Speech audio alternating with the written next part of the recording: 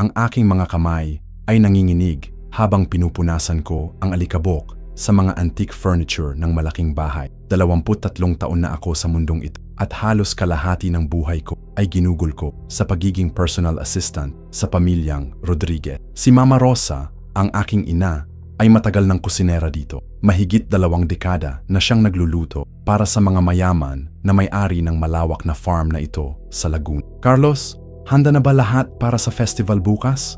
Tanong ni Ate Carmen, ang head administrator ng property. Mataas siya, elegante, at palaging nagmamadali. Hindi ko alam kung paano niya nahahawakan ang lahat ng responsibilidad sa farm na ito. Oo po ate, naayos ko na lahat ng decorations sa plaza at nakipag-coordinate na rin ako kay Miguel para sa security arrangements. Tumango ako habang patuloy na naglilin. Si Miguel ay pinsan ko, matangkad, malakas, at responsable sa lahat ng security matters dito sa property. Hindi ko alam kung ano ang gagawin namin kung wala siya. Ang festival ng San Isidro ay malaking event sa aming lugar. Ang mga Rodriguez ay laging sponsor ng celebration at lahat ng workers at mga taga-barangay ay excited na. Pero ang pinaka-excited sa lahat ay si Señorita Elena, ang bunso nilang anak. 19 years old lang siya, pero matured na ang pag-iisip. Maganda, matalino, at laging nakangiti. Hindi ko alam kung bakit, pero parang may special connection kami. Hindi romantic, pero parang kuya-bunso relationship. Carlos! Rinig kong sigaw mula sa garden. Si Elena yon. Nakita ko siyang tumatakbo papunta sa akin. Suot ang puting dress na bagay sa kanyang kayumangging. Tingnan mo, natapos na ni Mama yung costume ko para bukas. Napangiti ako. Ang ganda, senyorita. Perfect para sa festival. Hindi mo ba nakita si Papa?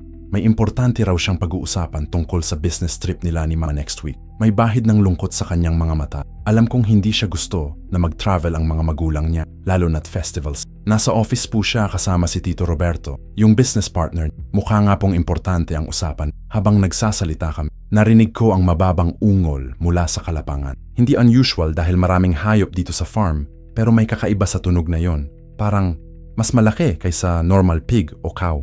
Narinig mo ba yon? Tanong ko kay Elena. Anong yon? Mukhang hindi niya narinig. Baka yung mga baboy lang sa pen. Sabi ni Miguel, may bagong batch na dinala. Pero alam kong hindi iyon normal na tunog ng baboy. May kakaiba. Napatingin ako sa direksyon ng mga puno sa may gitna ng property. Parang may sumusunod sa amin. Pero tuwing lilingon ako, walang nakikita. Kinabukasan, ang festival ay naging masaya at makulay.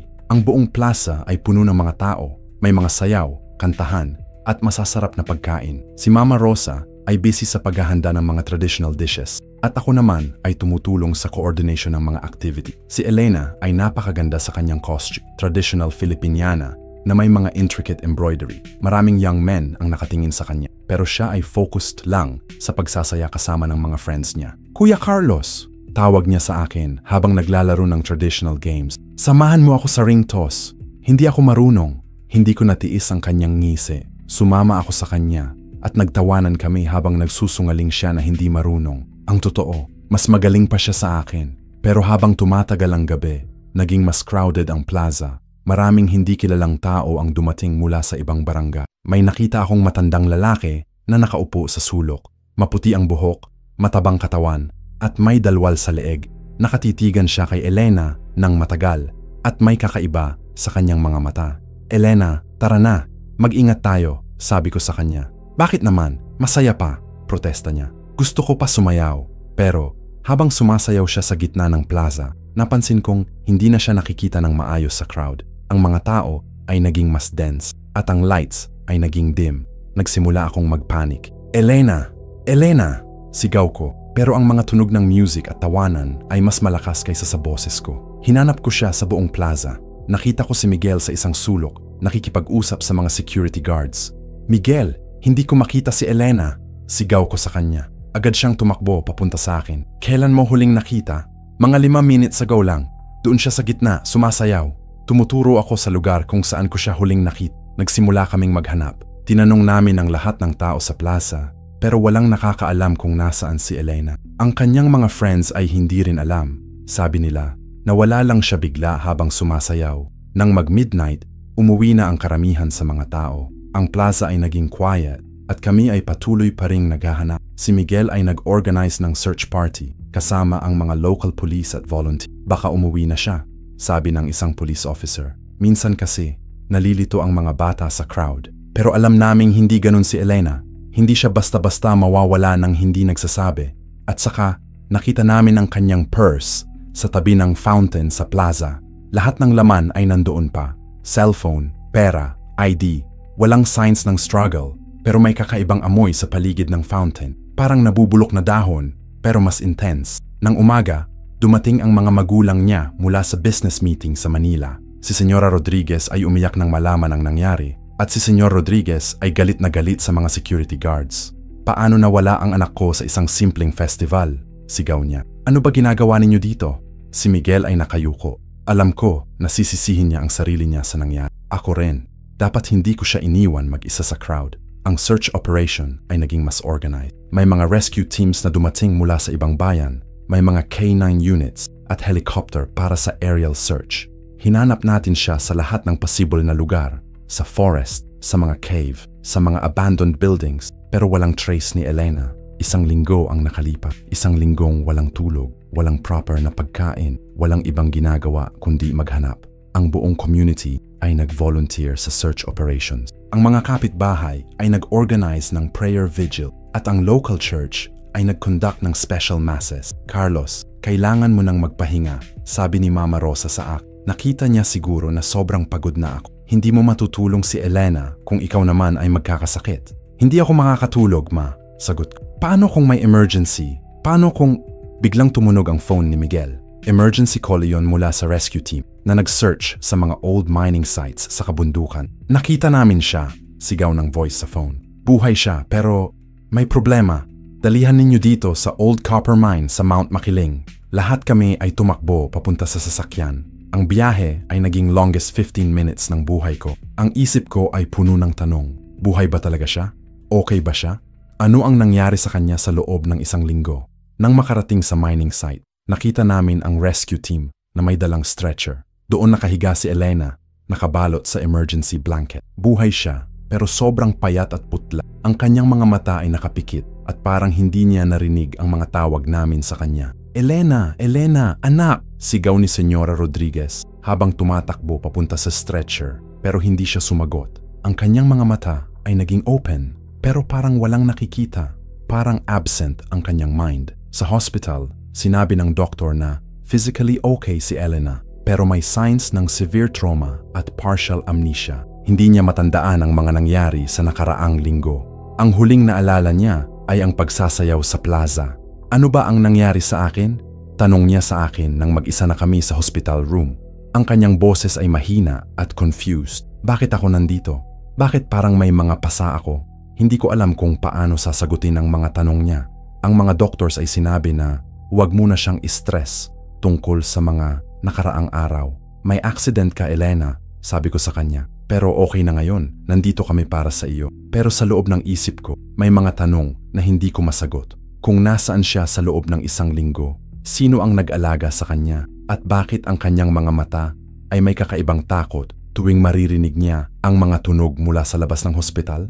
Nang umuwi na siya sa bahay, after ilang araw sa hospital, napansin ko na may mga pagbabago sa kanya. Hindi na siya ang cheerful na Elena na kilala ko. Tahimik siya at laging nakatingin sa mga bintana parang may hinahanap. Carlos, tawag ni Senyora Rodriguez sa akin. Gusto namin na ikaw ang mag-alaga kay Elena habang ni-recover niya. Nagtitiwala kami sa'yo at mukha namang komportable siya sa presence mo. Tumango ako. Oo po, Senyora. Gagawin ko ang lahat para sa kanya. Pero habang nagpapahinga ako sa aking kwarto that night, narinig ko ang ungol na yun. Yung parehong tunog na narinig ko bago nawala. Mas malapit na ngayon at mas intense. Parang nasa loob na ng property. Tumayo ako at tiningnan ang bintana. Sa may gitna ng farm, nakita ko ang malaking itim na anino.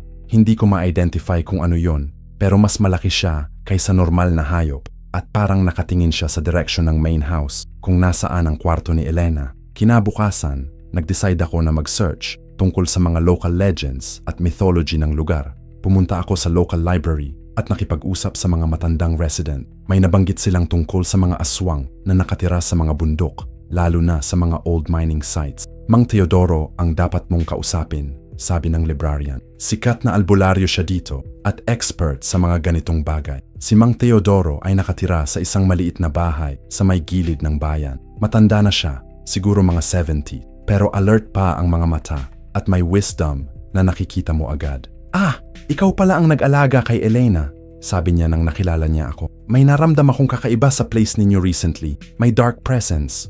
Dark presence? Tanong ko. Mga aswang, anak. May mga nilalang na hindi nakikita ng normal na mata, pero naroroon sila. At mukhang may interest sila kay Elena. Nagsimula akong magpanik. Ano ba ang dapat naming gawin? Una, dapat maging handa tayo. Pangalawa, dapat nating protektahan si Elena. At pangatlo, nag-pause siya. Dapat nating alamin kung bakit siya ang target. Habang naglalakad pa uwi, napaisip ako sa mga sinabi ni Mang Teodoro. Kung totoo ang mga aswang at kung si Elena ay target nila, ibig sabihin ba na ang nangyari sa kanya sa mine ay hindi accident? Nang makauwi ako, nakita ko si Elena sa garden, nakaupo sa bench at nakatingin sa mga bulaklak. Pero hindi siya nakasmile. May lungkot sa kanyang mga mata na hindi ko nakita dati. Elena, okay ka lang? Tanong ko. Tumingin siya sa akin. Carlos, may mga panaginip ako. Weird na panaginip. May mga boses na tumatawag sa akin at may malaking itim na hayop na naglalakad sa paligid ng bahay. Nanikip ang dibdib ko. Kung ang panaginip niya ay connected sa mga nakikita ko, ibig sabihin totoo nga ang mga sinasabi ni Mang Te. Panaginip lang yun, Elena. Hindi mo kailangang mag-worry. Pero sa loob ng isip ko, alam ko na ang mga panaginip niya ay hindi ordinary. At alam ko rin na ang mga sumunod na araw ay hindi magiging madali para sa aming lahat. 2 linggo na mula nang makabalik si Elena at ang mga kakaibang pangyayari ay patuloy na nangyayari. Una, napansin ko na hindi na siya kumakain ng mga dating favorite niyang pagkain. Yung adobo ni Mama Rosa na dati niyang ginagawang 2 serving, hindi na niya tinitikman. Pati yung lechon na laging request niya tuwing may celebration, parang nakakasuka na sa kanya. Elena, hindi ka pa kumakain ng maayos, sabi ko sa kanya habang nasa dining table kami. 2 grain of rice lang ang nakain mo. Tumingin siya sa akin, pero parang absent ang mga mata niya. Hindi ko alam, Carlos. Parang lahat ng pagkain ay may kakaibang lasa. Parang may halong lupa. Nag-worry ako sa statement niya.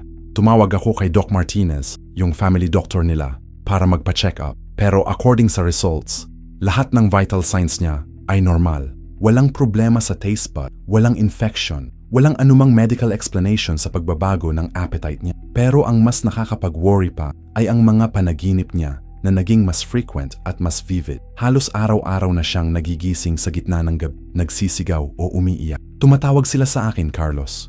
Kwento niya sa akin isang umaga. May dark circles na sa ilalim ng kanyang mga mata dahil sa lack of sleep. May mga boses sa forest na tumatawag ng pangalan ko. Sinasabi nila na bumalik ako sa kanila. Sino ang tumatawag? Tanong ko. Pero alam ko nang hindi niya masasagot ng logical. Hindi ko alam. Hindi ko nakikita ang mga mukha nila. Pero narinig ko ang mga boses. May mga lalaki, may mga babae. Lahat sila ay nananawagan sa akin na bumalik sa isang lugar na hindi ko matandaan. Habang kinikwento niya iyon, nakita ko sa bintana ang isang malaking anino na naglalakad sa may farm. Mas malaki kaysa sa mga cow o horse na nandoon. Parang outline ng isang malaking wild boar, pero mas matangkad at mas threatening. Nakita ko itong tumigil at tumingin sa direksyon ng house. Parang nadinig niya ang usapan namin. Elena, pumasok ka muna sa loob, sabi ko sa kanya. May kailangan akong tignan sa labas. Pero nang lumabas ako, wala na ang anino. Ang mga hayop sa farm ay restless. Ang mga horse ay tumataginting. Ang mga cow ay malakas ang ungol. At ang mga chicken ay hindi tumitigil sa pag-cluck. May atmosphere na parang thunderstorm pero walang ulap sa langit. Tinawagan ko si Miguel para i-report ang mga nakikita ko. Pero alam ko na mahirap i-explain sa kanya ang mga supernatural na bagay. Pre, baka stressed ka lang dahil sa nangyari kay Elena, sabi ni Miguel sa phone. Pero dagdagan natin ang security rounds sa gabi para sa peace of mind mo. Pero kahit dagdag ang security, ang mga kakaibang pangyayari ay hindi tumitig. Ang mga guards ay nag-report na may nakikita silang malaking wild boar na sumisilip sa mga fence tuwing hating gabi. Pero tuwing hahanapin nila, walang trace na makita, walang footprints, walang damage sa grass, walang anumang evidence na may animal na dumaan. Isang gabi, habang nagbabantay ako kay Elena sa kanyang kwarto, dahil sobrang sama ng kanyang panaginip, narinig namin ang malakas na sigaw mula sa labas. Tumakbo ako sa bintana at nakita ko si Mang Pedro, isa sa night guards na tumatakbo papunta sa main house. Sir Carlos! Sir Carlos! Sigaw niya. May dugo sa kanyang uniform at nakita ko na punit ang kanyang sleeve. May umatak sa amin. May malaking baboy na sumalakay. Bumaba ako agad at nakita ko si Mang Pedro na umiiyak dahil sa takot. Si Mang Roberto, ang kasama niyang guard, ay nasa ground din. Hawak-hawak ang kanyang arm na may malaking mark ng kuko. Ano ba ang eksaktong nangyari? Tanong ko habang tinutulungan namin silang dalhin sa clinic sa loob ng compound. Nagro-rounds kami sa may back fence, kwento ni Mang Pedro. Tapos biglang lumabas sa mga puno ang isang malaking baboy. Pero hindi ordinaryong baboy, sir. Mas malaki siya kaysa sa mga kalabaw natin. At ang mga mata niya ay parang nag-aapoy sa dilim. Ang mga kuko niya, dagdag ni Mang Roberto, sobrang haba at matalas. Hindi tulad ng normal na baboy. At yung tunog na ginagawa niya, parang nagmimix ang ungol ng baboy at sigaw ng tao. Nagsimula akong maniwala na ang mga sinasabi ni Mang Teodoro ay totoo. Tawagan ko siya agad para makakuha ng advice.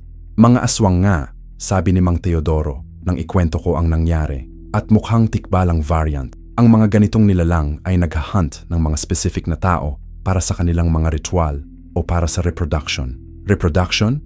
Gulat kong tanong. Oo, anak. Ang mga aswang ay naghahanap ng mga babae para sa kanilang lineage.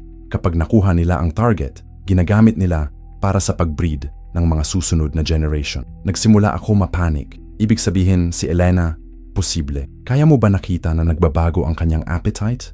May mga pagkain na ayaw na niya? May mga weird cravings? Naisip ko yung mga recent behavior ni Elena. Hindi lang siya ayaw kumain ng meat. Pero recently, nakita ko rin siya na kumakain ng mga raw vegetables na hindi niya dating ginagawa. At minsan, nakita ko siyang nakatingin sa mga prutas na hindi pa hinog, parang gusto niyang tikman. Mang Teodoro, paano namin siya mapoprotektahan?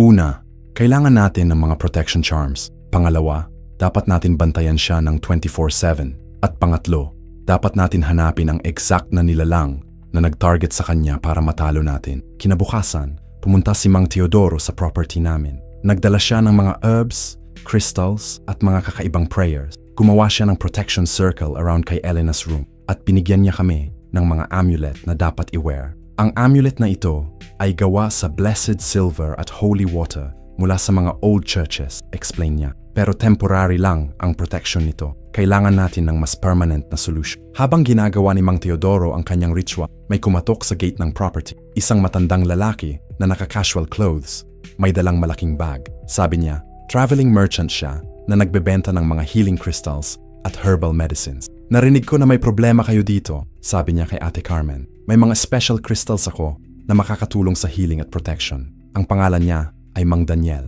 Mukhang nasa mid-50s, pero may kakaiba sa kanyang presence. Hindi threatening, pero may depth sa kanyang mga mata na parang may mga secrets na hindi niya nasasabi. Nagpakita siya ng mga crystals na sobrang ganda. May mga amethyst, quartz, at mga stones na hindi ko kilala ang pangalan. Sinabi niya na ang mga crystals na iyon ay specially blessed ng mga albularyo mula sa Siquijor. Para kay Elena ba ito? Tanong niya. Narinig ko na may nangyari sa kanya recently. Medyo nag-hesitate ako na mag-share ng details, pero mukhang sincere naman siya na tumulong. Oo, may trauma siya at hindi pa fully recovered. Ah, ganun ba? Kumuha siya ng isang malaking purple crystal. Ang amethyst na ito ay perfect para sa trauma healing at spiritual protection. Pero kailang i-activate ito properly. Binili ni Ate Carmen ang crystal at si Mang Daniel ay nag-volunteer na i-set up ito sa kwarto ni Elena. Pero habang ginagawa niya iyon, napansin ko na ang mga amulet na binigay ni Mang Teodoro ay nagsimulang uminit sa aking leeg. Carlos, pakiramdam ko may mali, bulong ni Elena sa akin habang nasa kwarto niya si Mang Daniel. Parang nakikilala ko siya pero hindi ko matandaan kung saan. Bago ko pa masagot si Elena, biglang tumunog ang phone ni Miguel. Emergency ulit. Carlos, may problema sa back fence. May nakita ang mga guards na malaking pag-damage sa mga metal posts. Parang may tumambol na sobrang lakas. Tumakbo ako sa back fence kasama si Miguel. Ang nakita namin ay shocking. Ang mga steel posts na ginagamit namin para sa fence ay nakabaluktot at may mga malalaking footprints sa lupa. Pero ang mas nakakagulat pa ay ang pattern ng mga footprints. Hindi sila patungo sa farm. Patungo sila palabas. Parang may nilalang na lumabas mula sa loob ng property. Pre, parang may malaking animal na umalis dito, observe ni Miguel. Pero hindi ko alam kung paano siya nakapasok without being detected, mga guards. Habang pinag-aaralan namin ang mga footprints, nakita ko sa lupa ang mga crystal fragments. Yung mga crystals na binenta ni Mang Daniel, may mga pieces na nakakalat sa paligid ng fence. Biglang nag-click sa isip ko, ang crystals ay hindi para sa protection.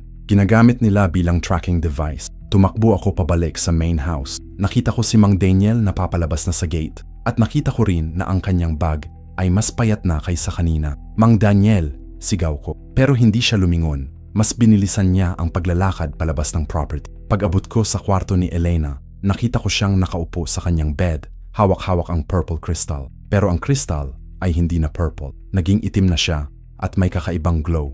Elena, bitawan mo yan, sabi ko agad. Pero parang hindi niya narinig ang sinabi ko. Nakatingin siya sa kristal na parang hypnotized.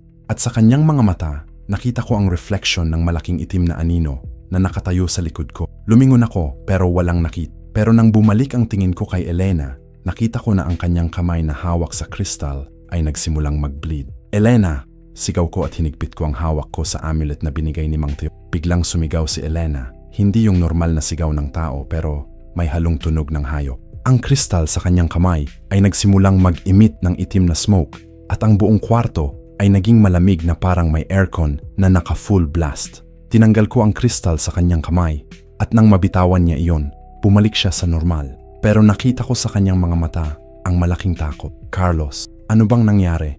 Tanong niya. Parang may nakita akong mga figura sa kristal. May mga nilalang na parang hindi tao pero hindi rin hayop. Hindi ko alam kung paano ko i-explain sa kanya ang mga nangyayari. Pero alam ko na ang crystal na iyon ay hindi ordinary healing stone. At alam ko rin na si Mang Daniel ay may connection sa mga nilalang na nanghahunt kay Elena. Kinabukasan, bumalik si Mang Teodoro para i-check ang mga protection charms na ginawa. Pero nakita niya agad na may mali. May sumira sa mga barriers, sabi niya, nang i-examine niya ang mga hindi visible na linya na ginawa niya sa paligid ng property. At may nag-place ng counterspell. Ipinakita ko sa kanya ang itim na crystal na nakuha ko kay Elena. Ayan, sabi niya agad. Ito ang ginagamit nila para matrack si Elena. Ang crystal na ito ay nakakonect sa Mother Stone na hawak ng nilalang na nanghahunt sa kanya. Ibig sabihin, alam nila kung nasaan si Elena anumang oras. Hindi lang yon, ginagamit din nila ang connection na yon para ma-influence ang kanyang mga panaginip at behavior.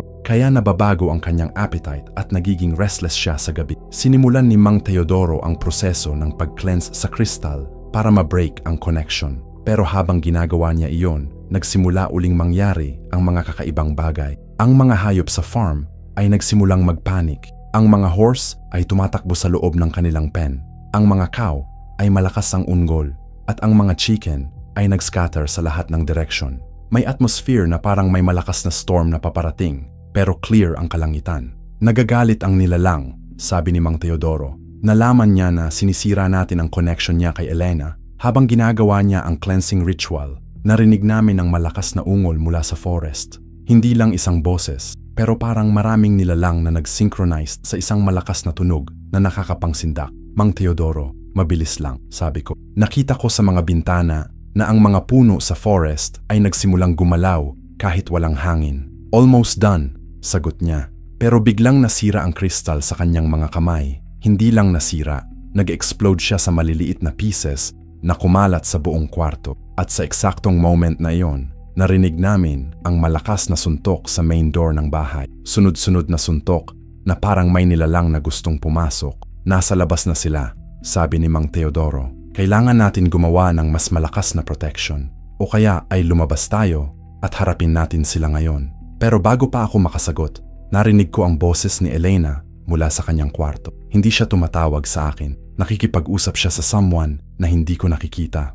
Oo, alam ko na. Babalik ako sa inyo. Pero pabayaan ninyo muna ang mga kasama ko. Tumakbo ako sa kanyang kwarto at nakita ko siyang nakatayo sa bintana, nakatingin sa forest.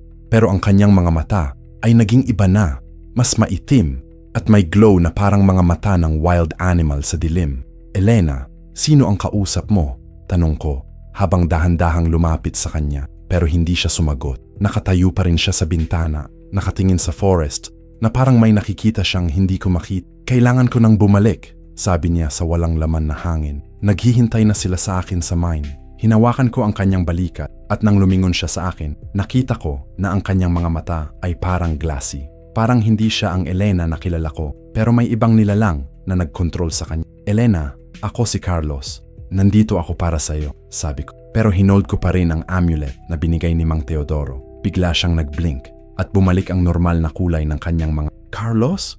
Bakit ako nakatayo dito? At bakit may mga ingay sa labas? Ang mga suntok sa main door ay patuloy pa rin. Pero mas malakas na ngayon. Hindi na parang may tao na kumakatok. Pero parang may malaking nilalang na gusto talagang pumasok sa bahay. Elena, kailangan natin pumunta sa safe room, sabi ko. May secret room si Senyor Rodriguez sa basement ng bahay na ginawa niya for emergencies. Hindi ko in-expect na gagamitin namin ito para sa supernatural threats. Pero habang pababa kami sa basement, narinig ko ang boses ni Miguel sa radio niya. Carlos! Carlos! May emergency sa main gate. May mga nilalang na nagsisimula na pumunta dito sa property. Kinuha ko ang radio. Miguel, nasaan ka ngayon? Nandito ako sa guardhouse. Kitang-kita ko sila mula dito. May 3 malaking wild boars na parang nag-coordinate. Pero hindi sila ordinary na baboy, pre. Mas malalaki sila at nakatayo sila sa 2 paa minsan. Nagsimula akong magpanic. Kung totoo ang mga sinasabi ni Miguel, ibig sabihin hindi isa lang ang aswang na nanghahunt kay Elena. May paksit. Miguel, huwag mong papasikin sila. I-secure mo ang lahat ng gates at tawagan mo ang lahat ng guards para sa backup. Sa basement, si Mang Teodoro ay busy na nagsiset up ng mga additional protection barrier. Kumuha siya ng mga blessed candles at ginawa niya ang protection circle around kay Elena. Ang mga nilalang na ito ay mas organized kaysa sa inexpect ko, sabi ni Mang Teodoro. May leader sila na mas matanda at mas powerful. Leader? Tanong ko. Oo. Ang mga ordinary aswang ay hindi ganito ka-coordinated. May ancestral aswang na nag-command sa kanila. Isang nilalang na matagal ng buhay at may malaking power. Habang nagsasalita si Mang Teodoro, biglang namatay lahat ng lights sa bahay. Total blackout. Kahit ang emergency generator ay hindi nag-start. Ang tanging ilaw na natira ay ang mga blessed candles na hawak ni Mang Teodoro. Nandito na sila sa loob ng property, sabi niya. Kaya nila i-manipulate ang electricity at ang mga modern gadget. Sa radyo ni Miguel, narinig ko ang static at mga interference. Pero nakakuha ako ng mga fragments ng kanyang messages. Lumalaki ang, hindi ko, tulong, nasaan kayo? Tapos, natahimik na ang radio. Mang Teodoro, dapat ba natin si Miguel tulungan? Tanong ko, hindi. Kung lalabas tayo ngayon, magiging vulnerable si Elena. Ang target nila ay siya, hindi si Miguel. Kapag nakuha nila si Elena, mag-withdraw na sila. Pero hindi ko matiis na iiwan si Miguel. Pinsan ko siya at responsibilidad ko rin siyang protektahan. Elena, maghintay ka muna dito kasama si Mang Teodoro. Babalik ako agad, sabi ko. Hindi Carlos, huwag mo akong iwanan, sigaw ni Elena. May takot sa kanyang boses na hindi ko nakita dati. Kakabalikin kita agad. Si Mang Teodoro ay mag-aalaga sa iyo. Kumuha ako ng flashlight at lumabas ng basement. Ang buong bahay ay madilim, pero nakita ko sa mga bintana ang mga red glowing eyes na nakafocus sa direction ng basement. Alam nilang nandoon si Elena. Nang makarating ako sa main door, nakita ko na ang door ay may mga deep scratches na parang ginawa ng malaking claws. Ang wood ay almost na ma-break, pero somehow ay nakahold pa rin. Sa labas, narinig ko ang mga mababang growls. Hindi lang isa, pero 2 o 3. At nakita ko rin ang mga malaking shadows na gumagalaw sa paligid ng bahay. Tumawag ako sa phone ni Miguel, pero out of coverage na. Nagtry ako tumawag sa mga other guards, pero lahat sila ay hindi sumasagot. Bumalik ako sa basement at nakita ko si Elena na umiiyak habang nakaupo sa gitna ng protection circle. Carlos, may mga boses pa rin akong naririnig. Pinagsasabihan nila ako na lumabas at sumama sa kanila. Anong sinasabi nila exactly? Tanong ni Mang Teodoro. Sinasabi nila na may dinadala ako na sa kanila dapat bumalik. Hindi ko alam ang ibig sabihin nun, pero parang may importante sa akin na gusto nila. Bigla akong naisip ang possibility na hindi ko ina-expect. Mang Teodoro, possible ba na si Elena ay pregnant? Sabi niya bago ko pa matapos ang tanong. Posible, ang mga aswang ay naghahunt ng mga babae para sa reproduction. Kung nakuha nila si Elena sa loob ng 1 linggo at ginawa nila ang ritual, posible na may dinadala siyang aswang hybrid. Nagsimula akong ma-breakdown. Si Elena ay parang kapatid ko na at ang isip na ginawa sa kanya ang mga bagay na iyon ay nakakapanggalit at nakakalungkot. Pero hindi ibig sabihin na wala ng pag-asa, dagdag ni Mang Teodoro. May mga paraan para ma-purify ang bata kung confirmed na pregnant siya. Pero kailangan namin ng exact ritual at mga specific na ingredient. Biglang tumunog ang phone ko. Text message mula sa unknown number. Ibalik ninyo si Elena sa mine bago mag-sunrise o papatayin namin lahat ng tao sa property. Ipinakita ko ang message kay Mang Teodoro. Totoo ba ito? Kayang nila i-implement ang threat na ito? Oo. Kapag galit ang mga aswang at feeling nila na ginugulo ang kanilang plans, kayang nila patayin ang lahat ng tao sa isang lugar. Pero kapag binigay natin si Elena, mas magiging powerful sila. Anong options natin? Dalawa. Una, lumaban tayo ngayon at subukan natin ma-defeat ang mga nilalang. Pangalawa, humanap tayo ng mas powerful na tulong. Sino ang mas powerful pa kaysa sa inyo? May isang albularyo sa Siquijor na expert sa mga ganitong cases. Pero malayo iyon at walang time para pumunta doon. Habang nag-uusap kami, narinig namin ang malakas na crash mula sa taas. Parang may bumagsak na malaking furniture. Nakapasok na sila sa bahay, sabi ni Mang Teodoro. Kailangan natin mag-decide ngayon. Pero bago pa ako makasagot, biglang naging tahimik ang lahat. Ang mga growls, ang mga tunog ng pag-search sa taas, lahat ay tumigil. Bakit biglang naging quiet? Tanong ko. May dumating na iba. Sagot ni Mang Teodoro. May nilalang na mas powerful sa mga nasa taas. Narinig namin ang mga footsteps na bumababa sa basement stairs. Slow, deliberate steps na parang confident ang naglalakad. Hindi parang mga four-legged na nilalang, pero parang tao. Sa may entrance ng basement, nakita namin ang shadow ng isang lalaki, matangkad, payat at may dalwal sa kamay. Mang Teodoro, sabi ng boses, matagal na tayong hindi nagkita. Lumabas sa shadows ang lalaki. Ito yung Mang Daniel na nagbenta ng mga crystals sa amin. Pero ngayon, iba na ang kanyang appearance. Mas matanda siya tignan at may kakaibang aura na nakakatakot pero hindi threatening. Daniel, sabi ni Mang Teodoro, bakit ka nandito?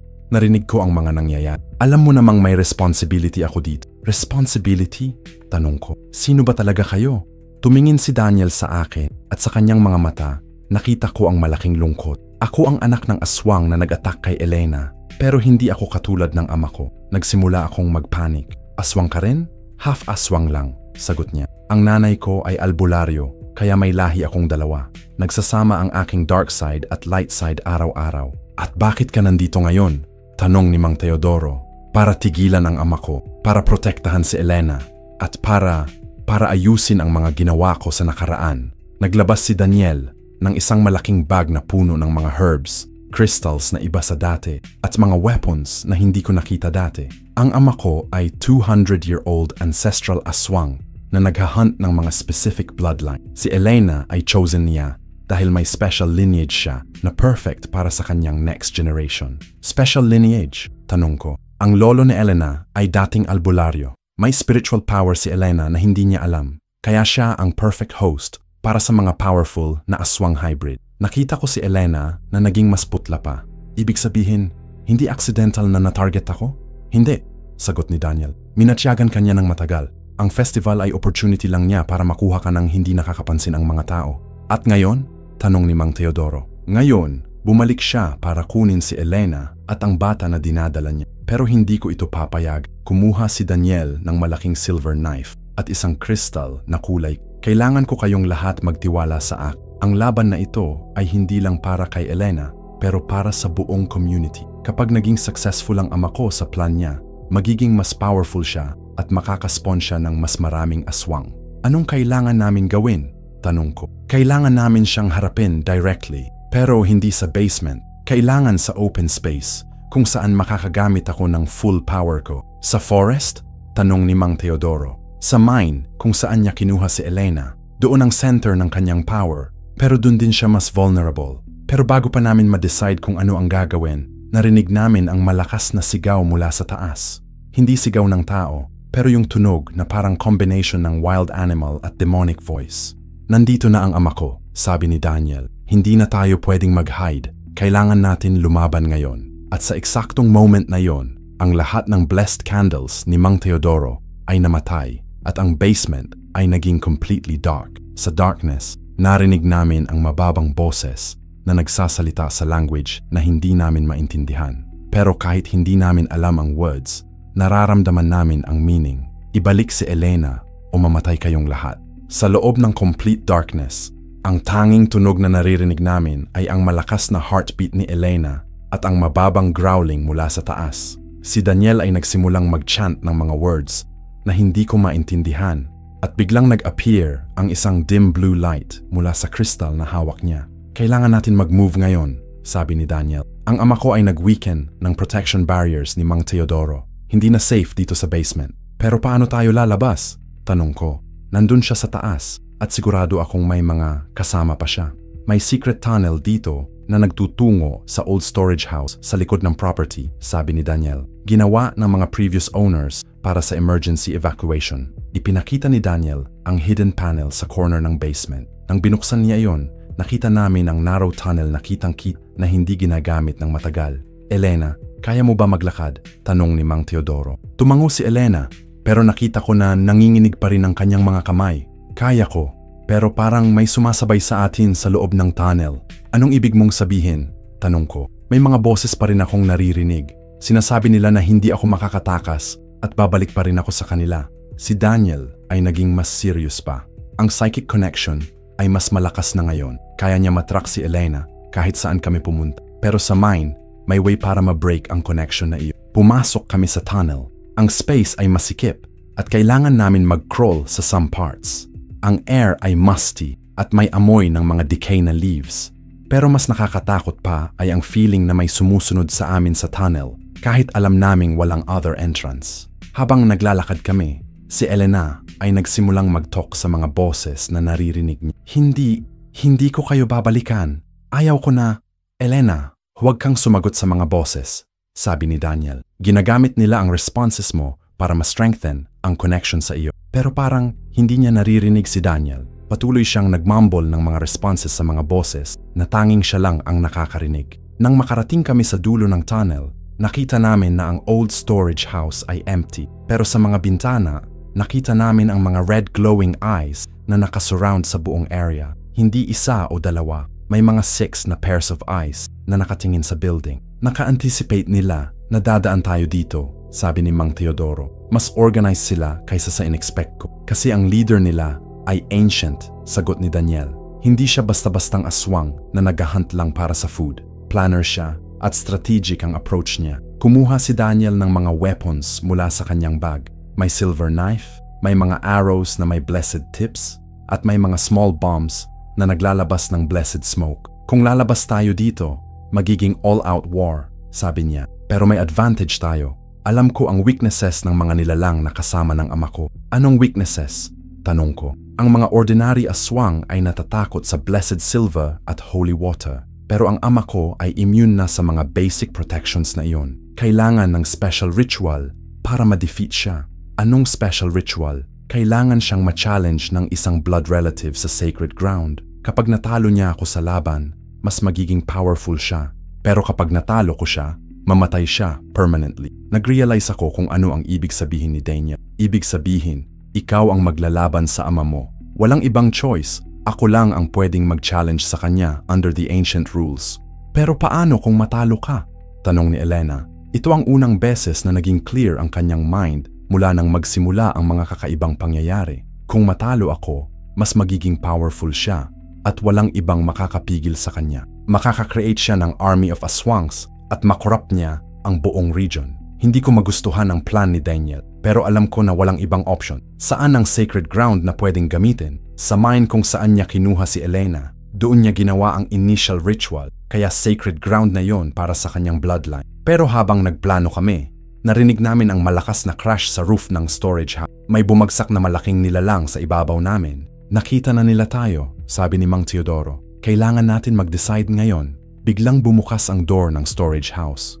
Hindi siya na force open, na-open siya slowly, parang controlled. At sa doorway, nakita namin ang figure ng matandang lalaki na nakita ko sa festival. Pero ngayon, mas clear na nakita ko ang kanyang features. Sobrang tanda na niya, mga 80s siguro. Pero ang kanyang katawan ay muscular pa rin. May mga scars sa mukha at mga mata niyang parang nag-glow sa dilim. At ang most disturbing part ay ang kanyang mga kamay.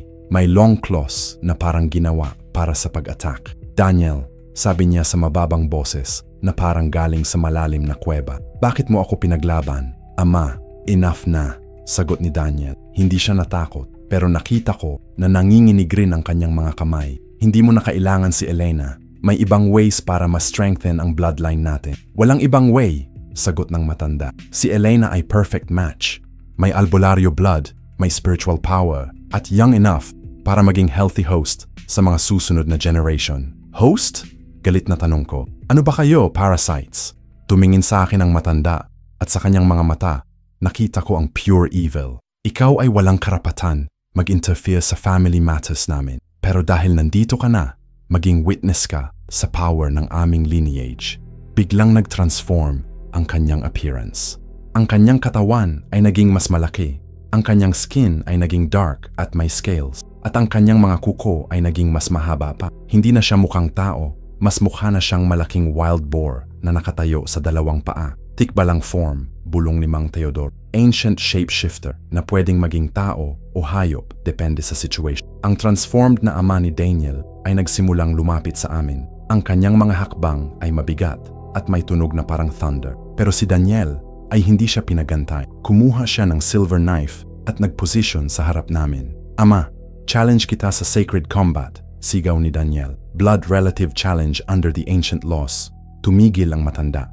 Daniel, anak ko, hindi mo kaya. 200 taon ko nang ginagamit ang power na ito. Ikaw ay kalahati. Pero kalahati ko ay albularyo. At ang albularyo side ko ay trained ng mga pinakamahusay na healers sa Siquijor. Siquijor?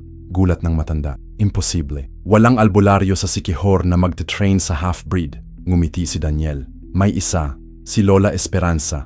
Siya ang nag-train sa akin kung paano i-control ang dalawang nature ko. Nang marinig ang pangalan na yon, ang matanda ay naging mas galit pa. Si Esperanza, akala ko patay na siya. Buhay pa. At siya ang nag-send sa akin dito para pigilan ka. Biglang nag-charge ang matanda kay Daniel. Pero ready si Daniel. Nag-dodge siya at ginawa ang small cut sa arm ng ama niya gamit ang silver knife. Ang cut ay nag-produce ng blue flame at sigaw ang matanda sa sakit. Blessed silver na may holy water mula sa 7 churches, explain ni Daniel habang nag-prepare para sa susunod na special weapon laban sa mga ancient aswang.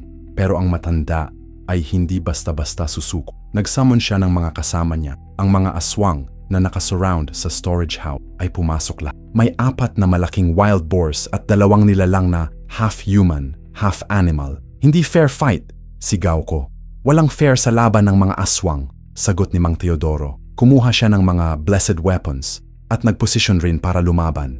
Ang laban ay naging intense. Si Daniel ay nakafocus sa ama niya, habang si Mang Teodoro at ako ay naging responsible sa mga other aswangs. Pero ang problema ay hindi kami equally skilled. Ang mga nilalang ay mas mabilis at mas malakas kaysa sa amin. Habang lumalaban kami, si Elena ay nakatayo sa corner, nakatingin lang sa mga nangyayari. Pero nakita ko na ang kanyang mga mata ay naging iba na ulit. Parang may ibang personality nag-take over sa kanya. Carlos, tawag niya sa akin. Pero ang boses niya ay hindi na niya. Mas mababang boses at may accent na hindi ko narinig dati. Elena? Hindi ako si Elena, sagot niya. Ako ay ang spirit ng unborn child na nasa loob niya at kailangan ko ng tulong para ma-survive. Nagsimula akong mapanik. Kung may spirit na nag-inhabit kay Elena, ibig sabihin confirmed na pregnant siya at ang bata ay may consciousness na.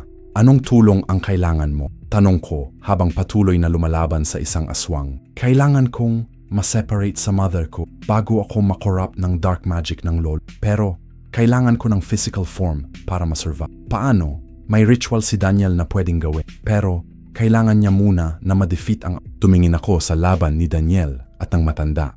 Hindi maganda ang situation. Ang matanda ay mas experienced at mas malakas. Si Daniel ay may mga wounds na at mukhang hindi na matagal at matatalo siya. Daniel! Sigaw ko. May paraan para ma-help ka.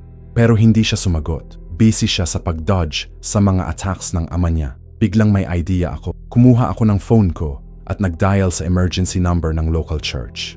Kung ang laban na ito ay about sa spiritual warfare, baka pwedeng makakuha ng backup mula sa mga religious authority. Father Miguel, sagot ng priest sa phone. May emergency ba? Father, si Carlos ito mula sa Rodriguez property. May problema kami dito na related sa mga supernatural entity. Kailangan namin ng immediate blessed water at prayers. Supernatural? Carlos, sigurado ka ba sa sinasabi mo? Father, walang oras para sa explanation. Kailangan namin ng tulong ngayon. Papunta na ako kasama ang 2 altar boys. May dala akong blessed weapons at holy relics. Binaba ko ang phone at tumingin sa laban. Si Daniel ay nasa defensive position na at ang matanda ay naging mas aggressive. Pero nakita ko rin na ang ama ni Daniel ay may mga wounds na mula sa Blessed Silver Knight. Mang Teodoro, sigaw ko. Paparating si Father Miguel. May blessed weapon siya. Salamat sa Diyos, sagot ni Mang Teodoro habang nag-throw ng holy water sa aswang na nang-attack sa kanya.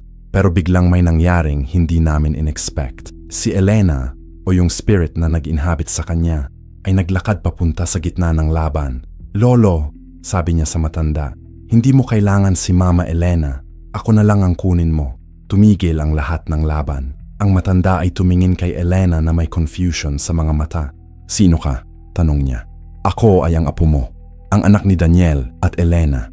Pero ayaw kong maging part ng dark lineage mo. Gusto kong maging albularyo, katulad ni Lola Esperanza. Ang matanda ay naging mas galit pa. Imposible. Hindi pa ka born. Hindi mo pwedeng magdesisyon para sa sarili mo. Pwede, sagot ni Elena. Sa ancient laws, ang unborn child na may consciousness ay may karapatan mag-choose ng destiny niya. At sa moment na iyon, nagsimula ako maintindihan ang real situation. Ang labanan na ito ay hindi lang tungkol sa pag-save kay Elena. Tungkol din ito sa future ng unborn child na may power na mag-decide kung magiging force for good o force for evil siya. Pero ang tanong ay, kayang ma-enforce ng unborn spirit ang decision niya against sa most powerful aswang sa... Ang tension sa storage house ay naging mas intense nang marinig ng matanda ang decision ng unborn spirit. Ang kanyang mga mata ay naging mas red pa.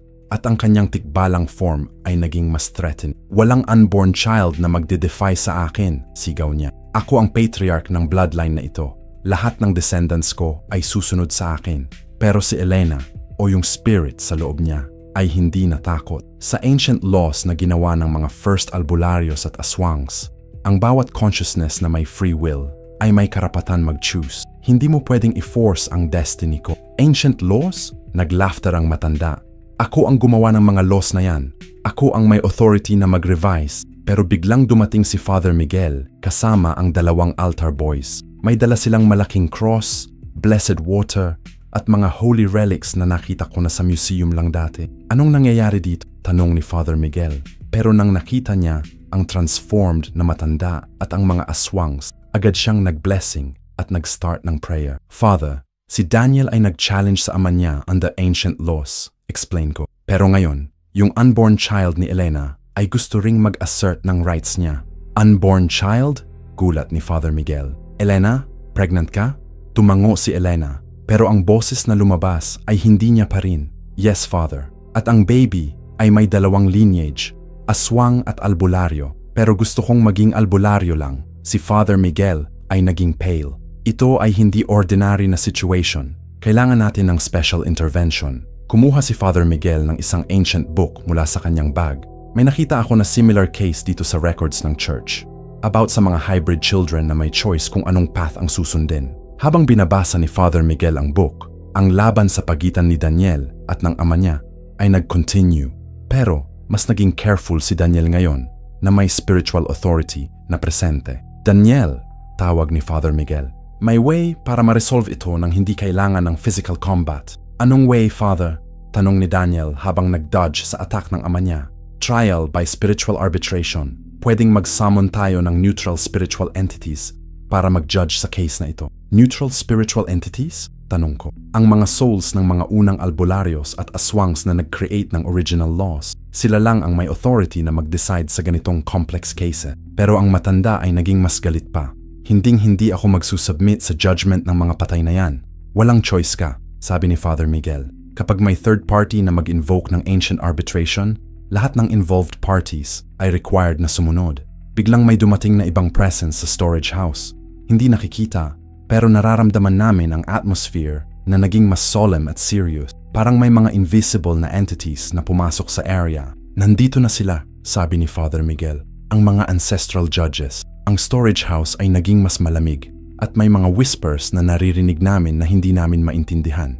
Pero si Elena ay nagsimulang mag-translate. Sinasabi nila na may 3 cases na kailangan i-decide, kwento ni Elena.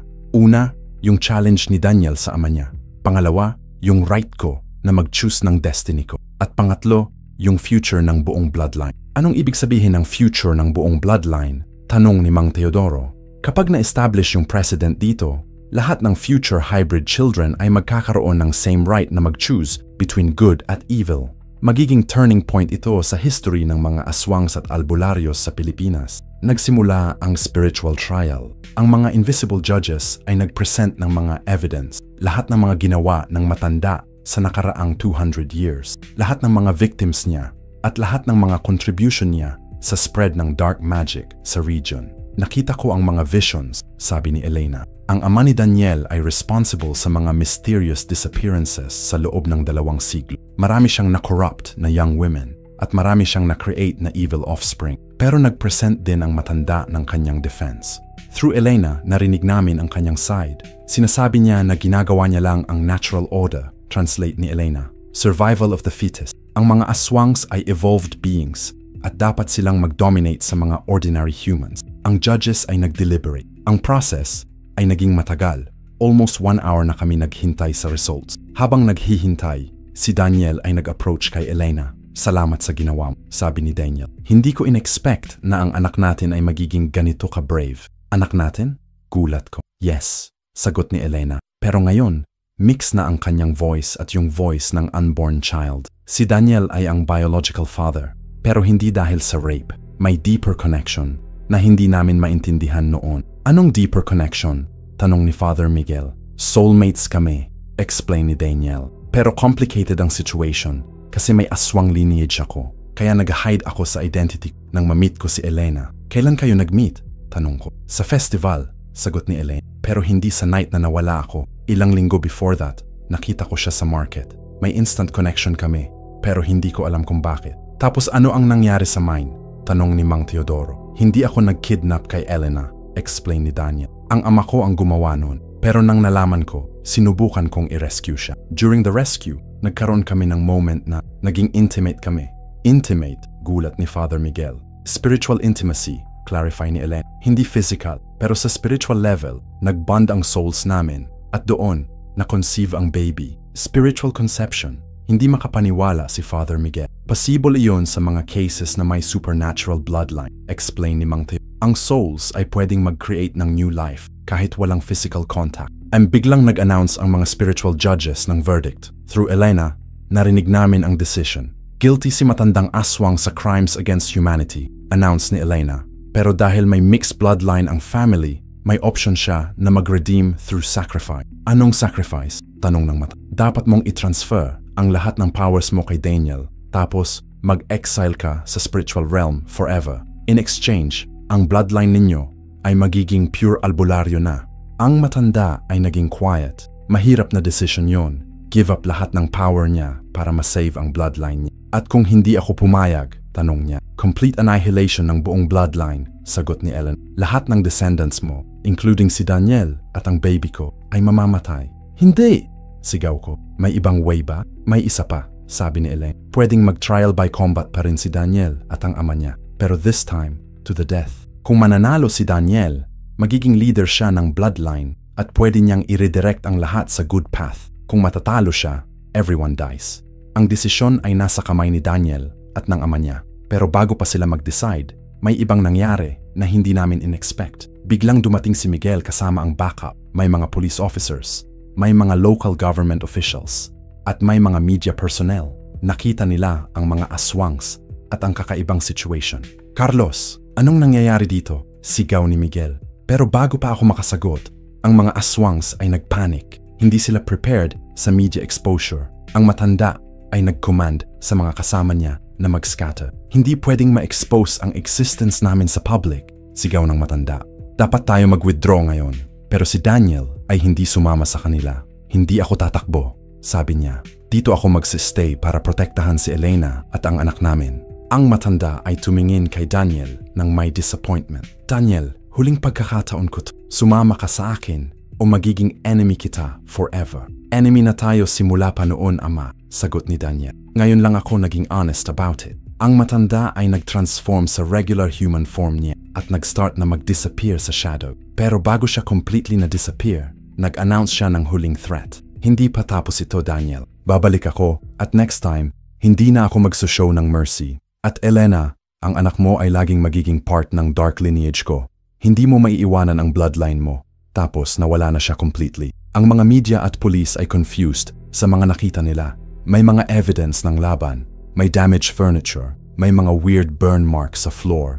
May mga strange weapons na naiwan. Pero walang clear explanation na ma-provide. Gas leak explosion, decide ni Miguel. May chemical reaction na nag-cause ng hallucinations sa lahat ng tao. Ang explanation ay hindi perfect, pero tinanggap ng lahat dahil mas logical iyon kaysa sa truth. Si Elena ay na-rush sa hospital para ma-check ang kondisyon niya at ng baby. Ang results ay na-shock sa lahat. Ang baby ay healthy, pero may unusual readings sa mga scans. May extra organs na hindi ma-identify ng mga doctors.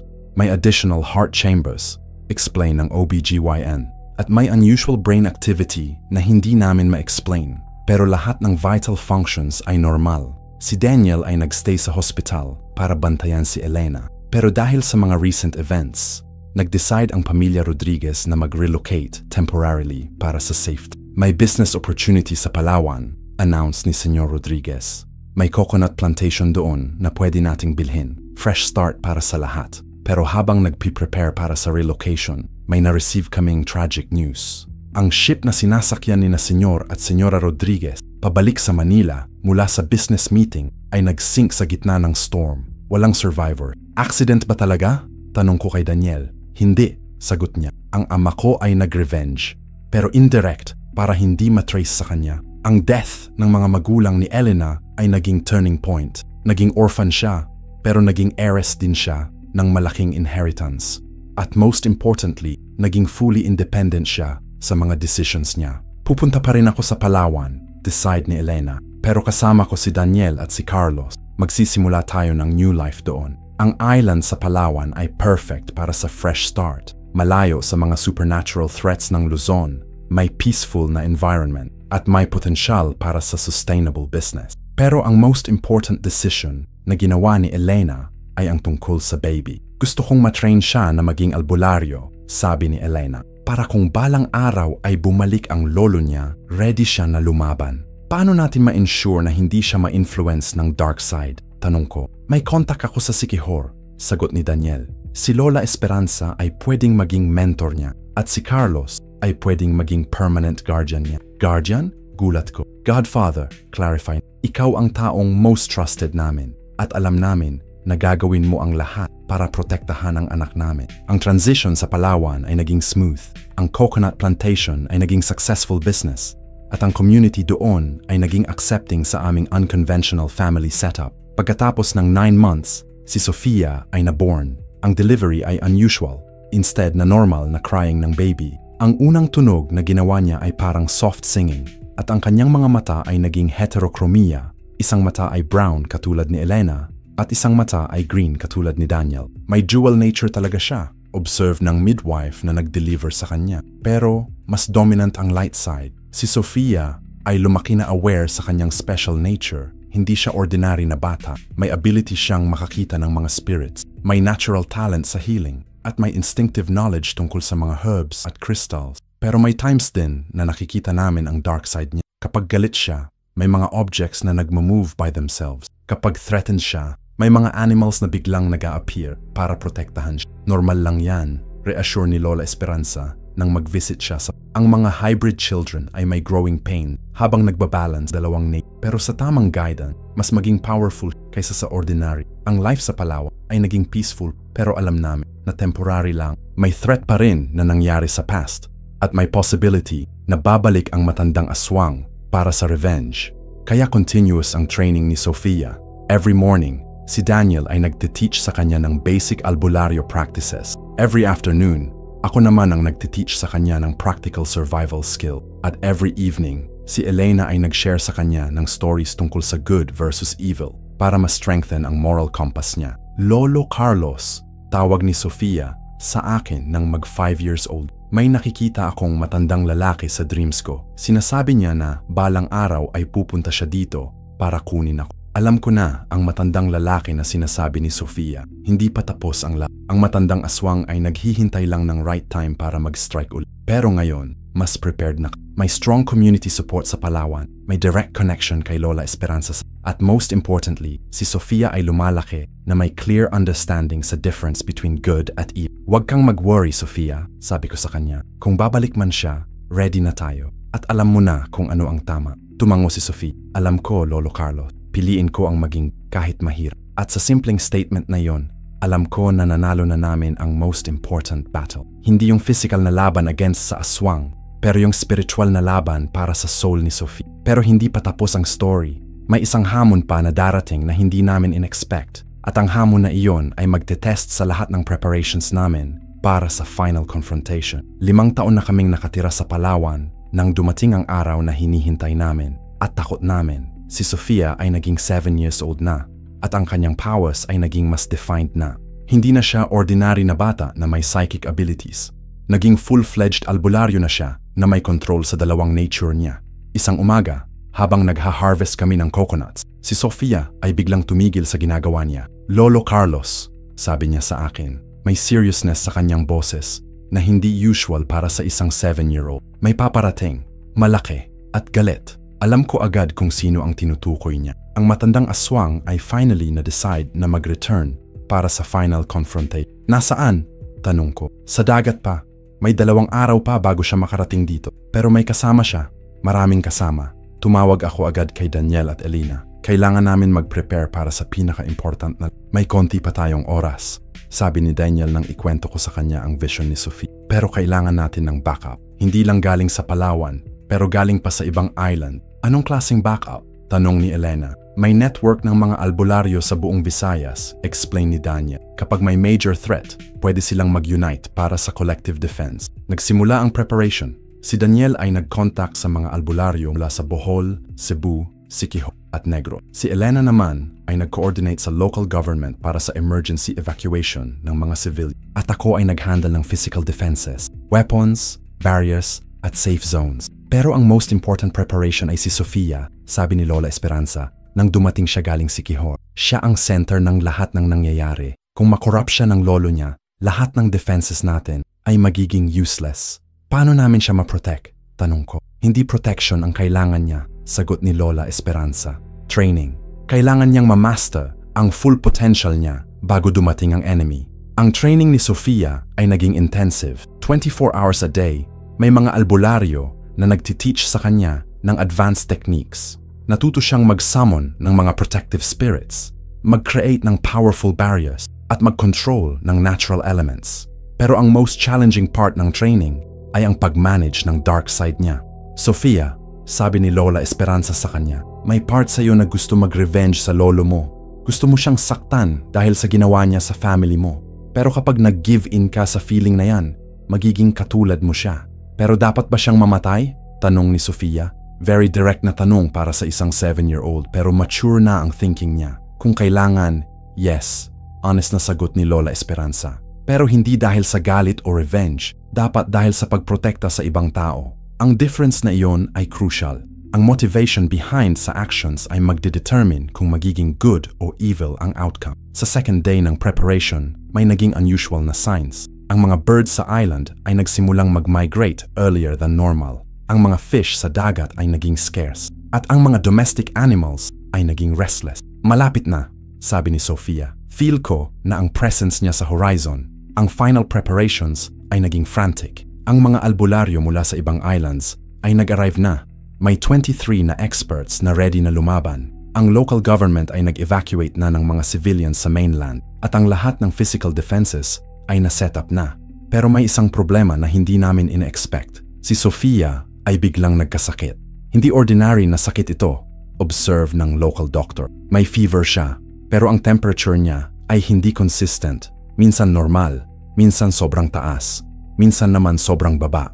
Psychic fever, diagnose ni Lola Esperanza. Nangyayari yan kapag may powerful na albularyo na nag-undergo ng major spiritual transition. Anong spiritual transition? Tanong ni Elena. Si Sofia ay nag-evolve sa final form niya. Hindi na siya hybrid, naging pure albularyo na siya, pero with access pa rin sa aswang powers niya. Parang having the best of both worlds. Ang evolution ni Sofia ay perfect timing, pero hindi namin alam kung matatawagan niya ang new powers niya in time para sa laban. Sa third day, dumating ang matandang aswang. Hindi siya dumating mag-isa. May dalawa pa siyang matandang aswang na kasama. Mga siblings niya na galing sa ibang parte ng Mindanao. At may army pa sila ng mga younger aswangs, mga tikbalang at mga ibang dark. May 50 silang lahat, report ng scout na nag-monitor sa kanilang arrival. At ang tatlong leaders ay ancient aswangs na may combined experience of more than 500 years. Ang laban ay nag-start sa beach. Ang army ng mga aswangs ay nag-advance.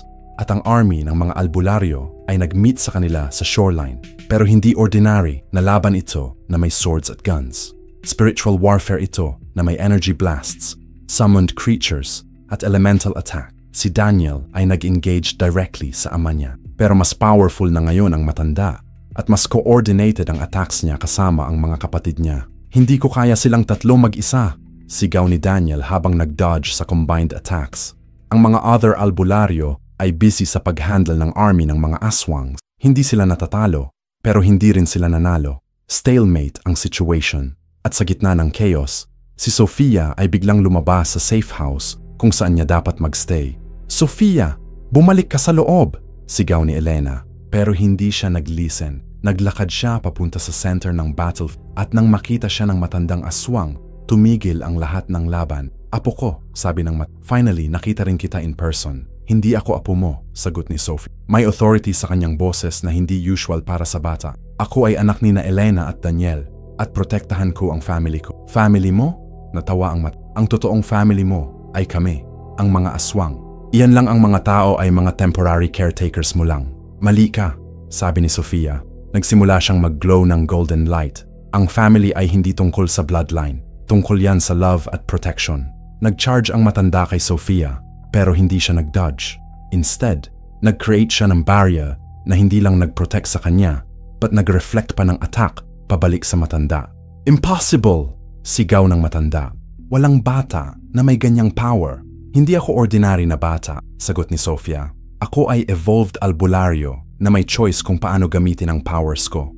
Ang laban sa pagitan ni Sofia at ng matanda ay naging epic. Ang kanilang energy attacks ay nag-create ng lightning na nakikita kahit sa mainland. Ang ground ay nag-shake, ang dagat ay naging rough, at ang kalangitan ay naging dark. Pero habang lumalaban si Sofia, nakita ko na may struggle siya. Hindi physically, pero emotionally. May part sa kanya na tempted na gamitin ang dark powers niya para matapos agad ang laban. "Sofia," sigaw ko. "Remember ang training mo. Purpose, hindi power." Narinig niya ako at nag-shift ang strategy niya. Instead na direct attacks, nag-focus siya sa pag-convert ng dark energy ng matanda into light energy. "Anong ginagawa mo?" galit na tanong ng matanda. "Pina-purify kita," sagot ni Sofia. "Ire-remove ko ang lahat ng dark magic sa system mo para maging normal na tao ka ulit." Ang process ay hindi madali. Ang matanda ay nag-resist at ang kanyang mga kapatid ay nag-try mag-interfere. Pero ang mga albularyo ay nag-create ng protective circle around kay Sofia para makomplete niya ang ritual. Pero may twist na hindi namin in-expect. Habang pinapurify ni Sofia ang matanda, nakita niya ang memories niya, lahat ng ginawa niya sa loob ng 200 years. "Lolo," sabi ni Sofia, may luha sa kanyang mga mata. "Nakita ko kung bakit ka naging... May nag-torture sa'yo ng bata ka pa. May nag-convert sa'yo na hindi mo choice." Ang revelation na yon ay nag-change sa perspective ng lahat. Ang matandang aswang ay hindi born evil. Ginawa siyang evil ng circumstance. "Hindi excuse yun para sa mga ginawa ko," sabi ng mata. Pero mas soft na ang boses niya. "Marami akong innocent na nasaktan. Pero pwede ka pang mag-change," sabi ni Sophie. "Pwede mo pang piliin ang maging good." Ang purification ritual ay nag-continue. Pero habang ginagawa ni Sofia iyon, nag-sacrifice siya ng part ng sarili niyang power. Para ma-convert ang dark energy into light, kailangan niyang mag-give ng equivalent na light energy. "Sofia, enough na," sigaw ni Daniel. "Mapapahina ka niyan." Pero hindi siya tumigil. Nag-continue siya hanggang sa completely na purify niya ang matanda. Nang tapos na ang ritual, ang dating powerful na aswang ay naging ordinary na matandang lalaki. Walang special powers, walang dark energy, pero may full memory pa rin ng lahat ng ginawa niya. "Salamat," sabi ng matanda kay Sofia. "Pero paano ko ma-atone ang lahat ng ginawa ko?" "Magturo ka," sagot ni Sofia. "Magturo ka sa mga next generation kung paano hindi maging katulad mo." Ang army ng mga aswangs ay nag-surrender nang nakita nilang na-defeat ang leader nila. Hindi through violence, pero through compassion at wisdom. Ang aftermath ng laban ay naging peaceful. Ang mga aswangs ay nag-agree na mag-undergo ng purification process. Hindi lahat sa kanila ay naging completely human, pero lahat sila ay nag-commit na hindi na gumawa ng evil act. Si Sofia ay naging hero sa buong Visayas region. Pero hindi siya naging proud o arrogant. Na-realize niya na ang true victory ay hindi ang pag-defeat sa enemy, pero ang pag-convert sa kanya into ally. Ang matandang aswang na ngayon ay naging Lolo Amado ay nagstay sa Palawan para mag-serve sa community. Naging teacher siya ng mga children tungkol sa history ng supernatural creatures sa Pilipinas. Si Daniel at Elena ay nag-marry officially sa simbahan. Hindi na kailangan ng spiritual union dahil may legal union na sila. At ako ay naging permanent na guardian at godfather ni Sofia. Pero hindi lang guardian sa physical sense, but guardian din ng kanyang moral development. Lolo Carlos, sabi ni Sofia sa akin isang gabi. May tanong ako, ano yun Sofia? Kung may ibang family na may problems din na katulad namin, dapat ba natin silang tulungan? Ngumiti ako. Alam ko na ang question na iyon ay sign na ready na si Sofia para sa mas malaking responsibility. Oo, Sofia, pero kailangan muna natin mag-prepare. Marami pang matutuhan, marami pang training. Okay, sagot niya. Ready ako.